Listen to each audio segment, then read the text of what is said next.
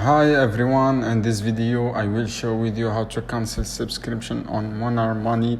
And first step guys, for web billing, go to billing setting page and click on manage subscription and click on cancel subscription. Next, for iPhone or iPad, open the setting app and type your name, the tap subscription and select Monarch for the list subscription shown, then and top cancel subscription. Now if it is for Android, open the Google Play app store and tap your profile pictures top right and pay as a subscription, and subscription select Monarch from the list of subscription.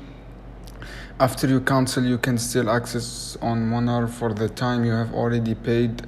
If you don't see Monarch on list subscription, it may be because you are part of family plan with Apple or Charge, or you don't have to control over the credit card used to pay apps, and you will need to ask your family manager to cancel any subscription in this case. I hope this video helpful for you. Thanks for watching.